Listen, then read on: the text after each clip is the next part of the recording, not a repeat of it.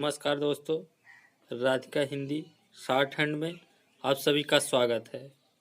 प्रस्तुत है उच्चगत अभ्यास संख्या से प्रतिलेखन संख्या 6। स्टार्ट। उपाध्यक्ष महोदय, तब उन लोगों को कुछ आशा हुई कि हम लोग भी उसी तरह चल सकते हैं जिस तरह से पहले चल रहे थे, लेकिन अभी हाल में जो चुनाव हुआ उससे देश के धनिकों के मन में बड़ा संदेह पैदा हुआ कि इस चुनाव के बाद उनकी स्थिति वैसी नहीं रहेगी जो अब तक चली आती रही है।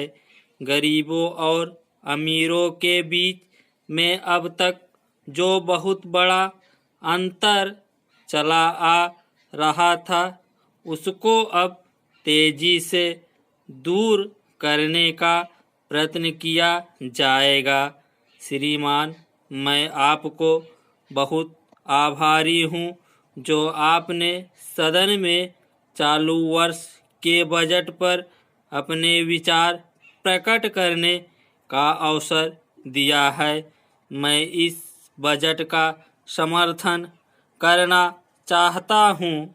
श्रीमान, मैं सबसे पहले अपने दल के नेता प्रधानमंत्री को इस बात के लिए बधाई देना चाहता हूँ कि उनके नेतृत्व में देश में कांग्रेस दल को स्पष्ट बहुमत मिला और इसके फलस्वरूप यहाँ पर केंद्र में एक ऐसी सरकार का गठन हुआ जो कि देश में वास्तव में समाजवाद लाना चाहती है। मैं वित्त मंत्री जी को इस बात के लिए बधाई देना चाहता हूं कि लोकसभा के मध्यावधि चुनाव में जनता द्वारा कांग्रेस दल को जो आदेश दिया गया था उन्हें स्मरण है, वह तन मन धन से उसका पालन करना चाहते हैं और आदेश था देश में सामाजिक और आर्थिक विषमता दूर करने का, देश से गरीबी, बेकारी और बेरोजगारी को हटाने का और देश के जो पिछड़े हुए हिस्से हैं उनका पूरा विकास करने का। इस प्रकार साथ ही साथ इस बात का भी आदेश था कि देश के अंदर इस प्रकार की सामाजिक और आर्थिक व्यवस्था पैदा की जाए जिसके अंतर्गत जनता शोषण से मुक्त हो सके।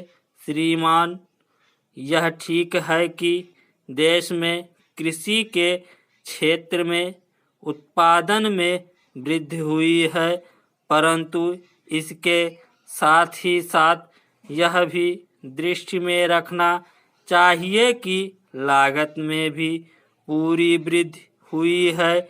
इसके लिए आवश्यक है कि सिंचाई के साधन बढ़ाए जाएं और अधिक उन्नत बीजों का प्रयोग किया जाए। आज कृषकों को कृषि के यंत्र मिलने में बहुत कठिनाई हो रही है। जैसे छोटे छोटे ट्रैक्टरों का देश में बड़ा अभाव है, उनके बनाने के लिए शीघ्र नए कारखाने खोले जाएं, जिससे कृषकों को जल्द से जल्द ट्रैक्टर मिल सके। देश तभी प्रगति करेगा, हमारा ऐसा विश्वास है।